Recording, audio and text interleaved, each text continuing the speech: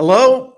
Thanks again for coming to the Bernie Show here on YouTube. Thanks for subscribing. Thanks for all the comments under each video.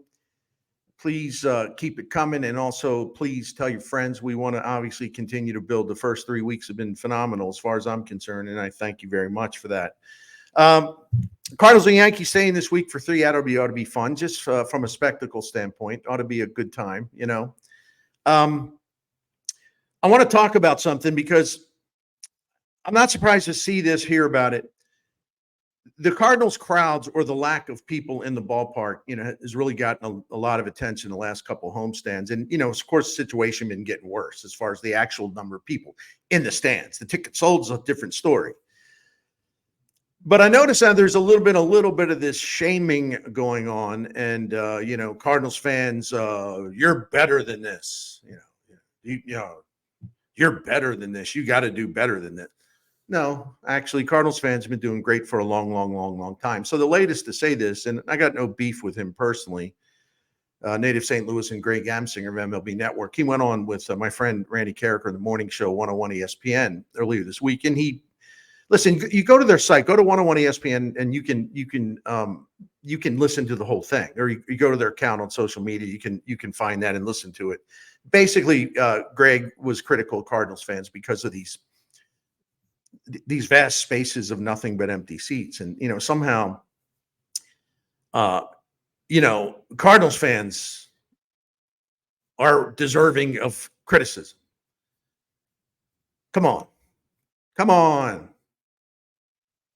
It's such a cop-out to blame the fans. It's so easy to somehow blame or shame the fans. It's one of the oldest media things in the book. I, at times, have been guilty of it. I'm trying hard not to lapse into that kind of behavior. Now, people will say, well, I listened to your radio show. You called fans idiots. No, I called idiots. And there is a difference. Cardinals fans are phenomenal. They don't have to apologize for anything. But if someone's going to give me opinions and I think it's way off base, and they continue to just really say ridiculous things, I'm going to say, it's kind of idiotic. And that's all right to disagree with that, because people can call me an idiot. I don't care. Sometimes I call myself an idiot. But this is a whole different thing.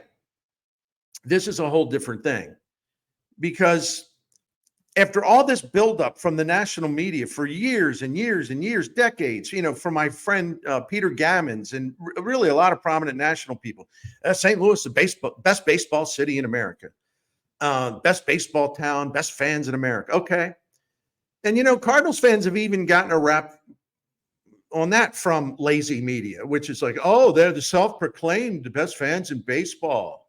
Oh, we like ourselves, don't we? Who appointed you that? Well, actually, the national media started that. Prominent national media started that, and Cardinals fans picked up on it. They were proud that people were recognizing them as such. So I think part of this is a little bit of a backlash to that. I think there's I think there's media people out there who kind of like this. Oh, the best baseball town in America, huh? Oh, well, where are you? What's up with all the empty seats? Best baseball fans in America. So it's kind of, the situation's kind of made, for lazy media, it's kind of made Cardinals fans an easy target.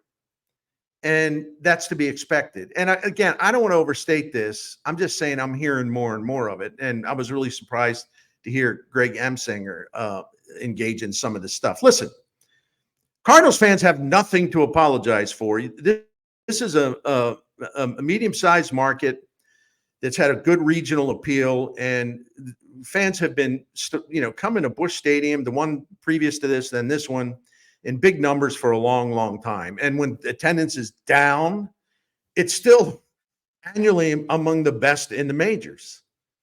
And let's talk about the covenant between the fans and the franchise, the DeWitts and the fan base. The DeWitts have said many times through the year that the fans play a major role in our success, because we can count on that 3 million plus showing up.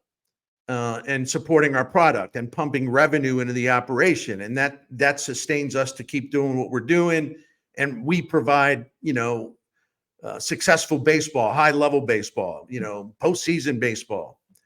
And so the Cardinals fans are partners with us in this. That's basically what the DeWitts have said. And it's a really nice thought. And I actually think there's a lot to that.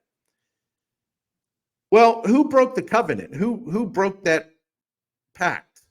You do your part, Cardinals fans, we'll do our part. That's basically what the DeWitts have said. Why is it that the fans are being singled out by some as sort of, high on the list of the shaming department? It's grossly unfair. It makes me mad. And I think it's absolutely ridiculous. If you look at the tickets sold this year, the Cardinals are fourth in the National League, 35,741 tickets sold. That's the average to each game. This will be the only the second time that they've averaged under 40,000 tickets sold in a full season at home since the new ballpark opened in 2006. And that happened, oddly enough, in 2011. I'm not even sure why that happened, but it happened. But it was still great attendance. Don't get me wrong. And this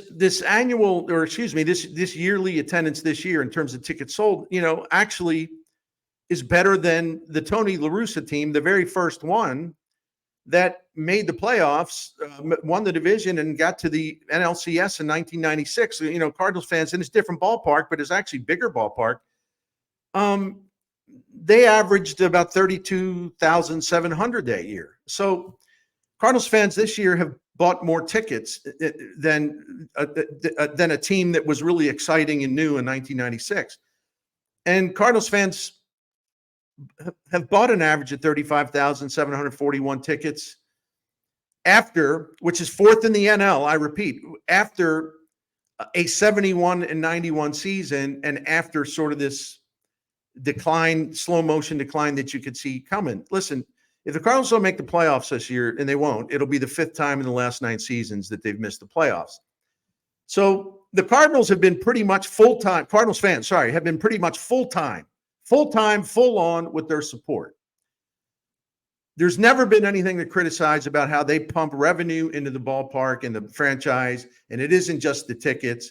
It's the merchandise. It's the concessions. It's buying gifts in the off season, using Cardinal tickets as like gifts around the holidays, all this stuff. Also Ballpark Village before games, after games. Cardinals fans have done their part. And that's why they've been praised and celebrated nationally. But Cardinals fans didn't break the pact here. The Cardinals organization, the Cardinals baseball operation and management broke the pact because they're not doing their part anymore. And listen, I'm not saying there hasn't been some, good success. The Cardinals made the playoffs in 2019, won a division round. They got smoked in the NLCS, but all in all, it was a good year. They were an admirable team during the COVID season because they had to play 7 doubleheaders and they had to play 29 games in the final 23 days of the season. And Mike Schultz got them in there in the playoffs by winning 8 out of the last 12. 21, they made the playoffs. 22, Ali Marmol, his first year, they won 93 games. They go belly up in the the wild card round against Phillies. Really bad showing. So yeah, there was a little run of success there, and it was a nice run, 3 years in a row, and I'm aware of that. But does that mean that fans are obligated, fans who are still buying tickets at a high level, but another season is going down the drain 2 years in a row, and the fans have legitimate, justifiable concerns about the direction of the franchise and the commitment to winning, and the fact that the same people are making the decisions and the thing's not getting better? So if fans decide, I'm kind of tired of this, we've done our part, the Cardinals franchise, ownership, management, they're no longer doing their part. All the things they said, hey, this is a partnership. We're in this together. You do your part. we benefit from your support. We love you for your support, and we're going to continue to do our part. Well, no. Something's broken there. It ain't the fans. It ain't the fans who broke that.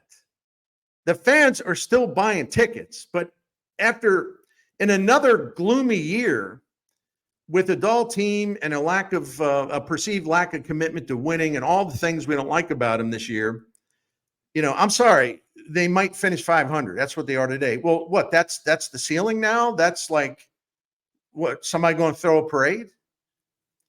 Cardinals fans have done their part, and they're still outdrawing in terms of tickets sold most franchises in the majors. And this only continues, and I believe that you can count on Cardinals fans for their support. You could count on their fans for their support this year in terms of buying tickets after a horrendous 2023. The Cardinals let this product diminish. This could have been prevented. We've talked about this a lot. It didn't have to happen this way. Cardinals fans were just waiting for ownership and management to deliver again, and they haven't done it.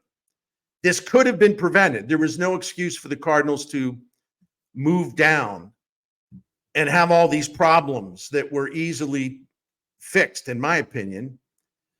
They let it get to this state where there is all kinds of empty seats here late in the season, and nobody should be surprised by that.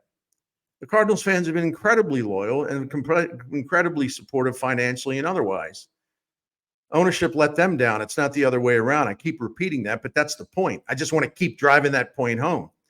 And I do hear this too. And in fact, I think a couple of you have commented along these lines, even here under, on the channel, under some of the videos. It's like, well,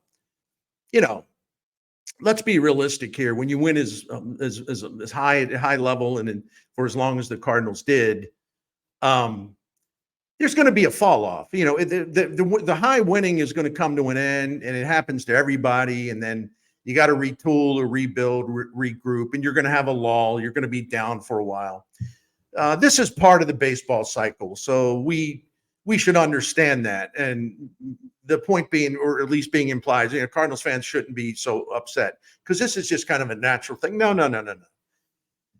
Because again, 2019, 20, and 21 and 22. I'm getting my years wrong. Yeah, it's 4 years. 19, 20, 21, 22. They made the playoffs. Okay.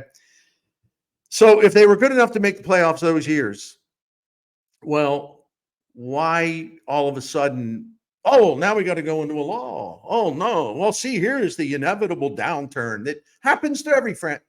The downturn happened because the Cardinals got complacent and negligent, and their model got outdated, and they stopped doing what they needed to do to keep this thing moving. They let it happen. The Cardinals could have continued to make the playoffs and maybe even put a better roster together that would have given them a chance to do something in the playoffs. But they didn't do their part to maintain what they had. And it's pretty disgusting in a lot of levels because, again, it didn't have to be this way. They didn't have to renege on this commitment and this mutual pact they have with the Cardinals fan base. The Cardinals did this. They could have avoided this. They didn't. They were negligent. Cardinals fans have every right, after another lost season in terms of missing the playoffs, and questions about the commitment to winning and all the bad moves they've made, the fact that a lot of their young hitters can't make it here, but they do well elsewhere, all the things that have just kind of gone to this crab pot, boiling water, crabs in a pot. The crabs want to get out. They're mad. Actually, Cardinals fans aren't crabs in a pot, but they don't want to come to the ballpark right now. So what? I think this is a justifiable response to what's been going on. And if the Cardinals had continued to aspire to greatness instead of to aspire to, well, let's see, we think it's going to take 86 wins. 86 wins to get a playoff spot. So let's calibrate. Let's see what we have to do to get to 86 wins. That's not a commitment to excellence. That's a commitment to getting by. And the wheels have come off, and Cardinals fans are like, well, I'm not going down there. I got better things to do. They're right. Take care.